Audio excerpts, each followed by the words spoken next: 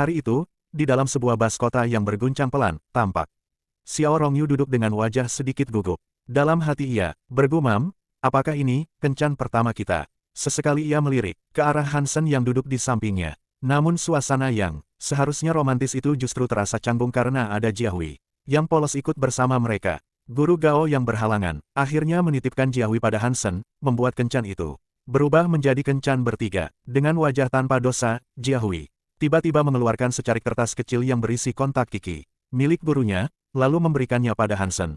Seketika Hansen panik, wajahnya memerah. Xiao yang melihatnya langsung kesal, bahkan menjewer telinga Hansen dengan tatapan tajam. Hansen hanya bisa meringis, sementara Jiahui menatap mereka dengan bingung. Setibanya di pusat perbelanjaan, mereka turun dari bas. Xiao masih melotot kesal pada Hansen, namun perlahan suasana mencair ketika mereka berjalan bertiga sambil menggandeng tangan Jiahui. Dari kejauhan, mereka tampak seperti keluarga kecil yang bahagia. Aku ingin makan sesuatu, ucap Xiao tiba-tiba. Aku mau es krim. Sela Jiahui dengan ceria. Hansen melirik ke arah antrean panjang di depan kios es krim dan tampak malas. Namun, saat Xiao ikut menimpali dengan mata berbinar, aku juga mau es krim. Hansen akhirnya tak bisa menolak.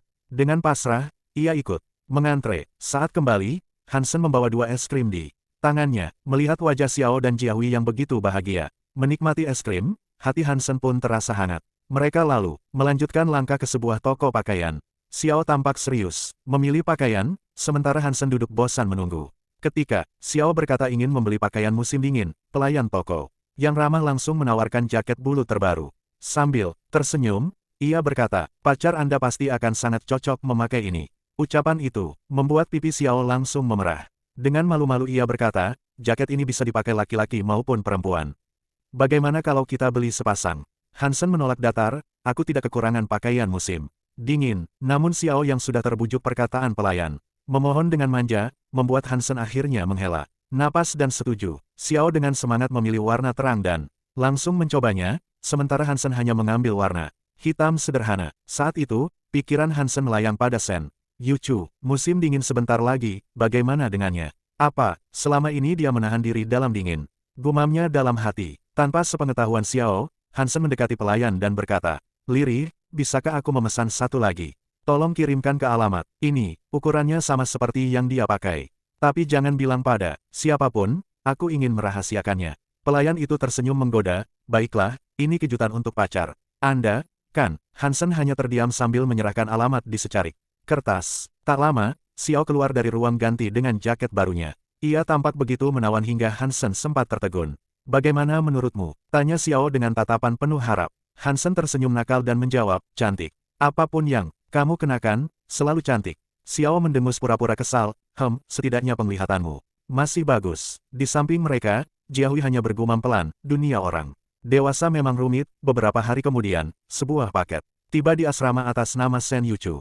Dengan heran, ia membukanya, dan mendapati jaket musim dingin yang indah. Di dalamnya terselip sebuah catatan kecil dengan nama pengirim, Hansen. Seketika, senyum Yuchu merekah. Dengan penuh kebahagiaan ia memeluk jaket itu erat-erat, seolah bisa merasakan hangatnya perhatian Hansen meski dari kejauhan. Di luar ruangan matahari sangat terik. Hansen berdiri sambil merokok. Ia bergumam pelan, semua ini sudah ia persiapkan selama 1 bulan. Ia mendapat dukungan guru Yuping, tempat kewirausahaan, bahkan komunikasi dari klub eksternal. Semua sudah siap. Kini saatnya ia memenangkan hak atas usaha Shenzhen Express. Dengan percaya diri, Hansen masuk ke gudang ekspedisi. Sementara itu Yuchu masuk ke sebuah toko yang pernah ia kunjungi bersama Hansen dan Xiao Rongyu. Matanya terhenti pada jaket yang pernah Hansen belikan. Ia terkejut, harganya 380 yuan. Lebih dari 300 yuan, jumlah itu hampir setengah tahun biaya hidupnya. Seorang pelayan menyapanya, pandangannya tertuju pada jaket yang dipakai Yuchu. Ia berkata, Anda sangat cocok mengenakan itu. Yuchu tersenyum, tipis lalu meminta benang rajut. Ia ingin membuat syal. Pelayan menawarkan warna oranye untuk diri sendiri, putih jika untuk seorang kekasih. Yuchu memilih diam, lalu membayar 15 yuan. Dengan gugup ia bertanya, apakah toko ini menerima pekerja paruh waktu? Pelayan menggeleng, tidak ada lowongan. Yuchu menunduk malu, lalu keluar dari toko. Saat itu tanpa sengaja ia berpapasan dengan Xiao Rongyu. Xiao menoleh, terkejut melihat jaket yang sama, hanya berbeda warna, biru. Tak lama pelayan menyambut Xiao yang datang untuk menukar jaket karena utasnya terurai. Di sisi lain Hansen duduk bersama manajer ekspedisi. Manajer itu menatap berkas lalu bertanya, apakah semua ini kau siapkan sendiri?